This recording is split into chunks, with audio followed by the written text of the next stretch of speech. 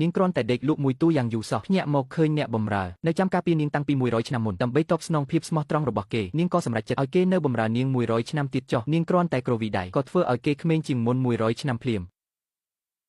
អរគុណអ្នកនាងដែលប្រទានពរបន្ទាប់មកនាងសួររកកូនចៅត្រកូលទាំង4ថាពួកគេនៅឯណាអស់ហើយកាលពី100ឆ្នាំមុនត្រកូលទាំង4បានទទួលគុណពីនាងដើម្បីសងគុណពួកគេធ្លាប់សន្យាថានឹងបញ្ជូនកូនចៅដែលពូកែបំផុតក្នុងត្រកូលមកធ្វើជាអ្នកបម្រើតែឥឡូវ100ឆ្នាំកន្លងផុតទៅបាត់ឈឹងមិនឃើញមកសោះនាងជឿថាពួកគេមិនហ៊ានក្បត់ពាក្យទេប្រកាសជាមានរឿងអីហើយនាងរាប់ម្រាមដៃគុណគូក៏សម្រេចចិត្តទៅរកត្រកូលយ៉ាងមុនគេមិនយូរប៉ុន្មានសម្បត្តិមួយច្បាប់ហោះមកដល់ជាប់ធ្នឹមទ្វារត្រកូលយ៉ាងតែម្ដងអ្នកបម្រើឃើញខ្លឹមសារសម្បត្តិក៏ប្រញាប់រត់ទៅប្រាប់លោកម្ចាស់ផ្ទះសម្បត្តិសរសេរថាកាលពី100ឆ្នាំមុនលោកម្ចាស់ធំធ្លាប់សន្យាថានឹងបញ្ជូនចៅប្រុសត្រកូលយ៉ាងទៅភ្នំណានសានដើម្បីបម្រើអ្នកនាងម្នាក់ថ្ងៃត្រង់នេះនាងនឹងមកទារយកមនុស្សតាមការសន្យាហើយកូនប្រុសត្រកូលយ៉ាងនឹកឃើញថាជីតាធ្លាប់ផ្ដែផ្ដាំមែនថាគេជាកូនចៅដែលពូកែបំផុតក្នុងជំនាន់នេះថ្ងៃក្រោយត្រូវទៅនៅបម្រើចៅហ្វាយគេស្មានថាចៅហ្វាយដែលជីតានិយាយគឺជាយាយចាស់ម្នាក់ទើបគេមិនបានប្រាប់រឿងនេះដល់ឪពុកដឹងត្រឹមថាជីតាមានចៅហ្វាយម្នាក់មែនហើយដែលត្រកូលរីកចម្រើនរាប់រយឆ្នាំមកនេះគឺដោយសារចៅហ្វាយម្នាក់នោះជួយតែគាត់មិនច្បាស់រឿងបញ្ជូនកូនទៅធ្វើអ្នកបម្រើគេនោះទេទោះជាយ៉ាងណាគាត់បញ្ជាឲ្យគេអញ្ជើញភ្ញៀវចូលមកដោយការគោរពតែពេលលោកស្រីឃើញភ្ញៀវជាស្រីក្មេងស្អាតបែបនេះក៏នឹកឃើញដល់មួយរយៈនេះតែប្តីធ្វើរកពាក់មុខយកដាក់ខ្លួនគាត់សង្ស័យថាស្រីម្នាក់នេះជាស្រីកំណានរបស់ប្តីយកឈ្មោះជីតាមកអួតដើម្បីចូលមកចែកទ្រព្យតែលោកម្ចាស់មានអារម្មណ៍ថា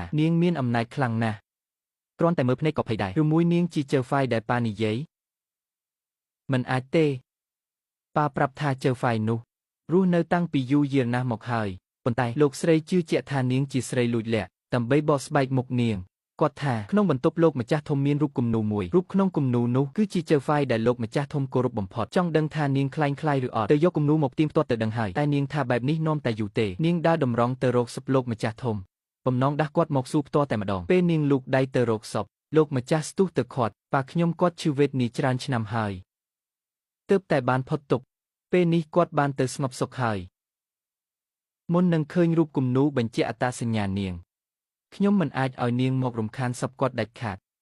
ចង់យកឈ្មោះចៅហ្វាយមកនាំស្រីចូលផ្ទះដោយស្របច្បាប់មែនទេកុំមកដេកយល់សព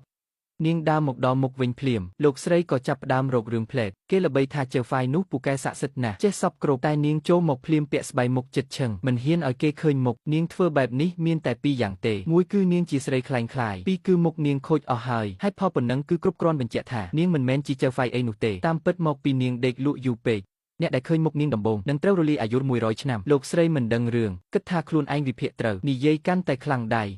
ថែមទាំងជេរប្រមាថនាងទៀតគ្រាន់តែជាចាប់ពួកចង់តាំងខ្លួនជាហងចង់ចូលមកធ្វើជំទាវក្នុងផ្ទះនេះផងថែមទាំងចង់ឲ្យកូនប្រុសខ្ញុំទៅធ្វើជាទាសករនាងទៀតឆ្លុះកញ្ចក់មើលខ្លួនឯងសិនទៅមិនចឹងបងមិនបាច់មកធ្វើល្អទេនាងមិនមែនជាចៅហ្វាយទេឥឡូវច្បាស់ហើយថានាងខ្លាញ់ខ្លាយឆាប់បណ្ដេញនាងចេញពីផ្ទះត្រកូលយ៉ាងភ្លាមនោះអ្នកបម្រើយកគំនូរមកដល់លោកម្ចាស់ប្រញាប់បើកមើលភ្លាមដើម្បីបញ្ជាក់ការសង្ស័យពិតមែនតើមនុស្សក្នុងរូបគំនូរមិនថារៀងឬភិនភាគគឺដូចនាងបេះដាក់តែម្ដងប៉ុន្តែលោកស្រីនៅតែមិនសុខចិត្តចង្អុលមុខនាងពាក់ស្បៃបែបនេះមើលមុខមិនច្បាស់ទេតតែឲ្យនាងដោះស្បៃមុខចេញទើបដឹងថាមែនឬមិនមែនអ្នកបម្រើប្រុសនិយាយកាត់លោកស្រីតែចៅហ្វាយមិនដោះស្បៃគឺដើម្បីពួកលោកព្រោះអ្នកឃើញមុខនាងដំបូងគេនឹងត្រូវស្លាប់លោកស្រីមិនជឿសម្ដីអ្នកបម្រើទេគិតថាពួកគេរកលេសមិនចង់ដោះស្បៃព្រោះខ្លាចបែកការគាត់នៅតែចេះចង់ឲ្យដោះស្បៃមុខឲ្យឃើញជាខ្មៅស្រាប់តែពេលនោះលោកម្ចាស់នឹកឃើញបណ្ដាំចុងក្រោយរបស់ប៉ាមានចៅហ្វាយមករកត្រកូលយ៉ាងហាមដាច់ខាតកុំមើលមុខនាងឲ្យសោះមុខនាងគាត់យល់សេចក្ដីហើយប៉ាចង់ហាមកុំឲ្យឃើញមុខនាងពិតមែនគាត់ស្ទុះទៅខាត់លោកស្រីកុំឲ្យធ្វើរឿងផ្ដេសផ្ដាសគាត់ប្រាប់ថានេះជាបណ្ដាំប៉ាតាក់ទងនឹងនាងលោកម្ចាស់កាន់តែខាត់លោកស្រីកាន់តែសង្ស័យថាប្តីការពីស្រីចោទថាមកដល់ពេលនេះហើយ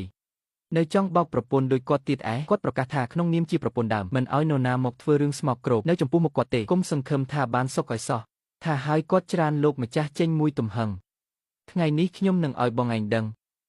ថាលួចមានស្រីក្រោយខ្នងខ្ញុំវាយ៉ាងម៉េចម៉ាក់កុំដោះ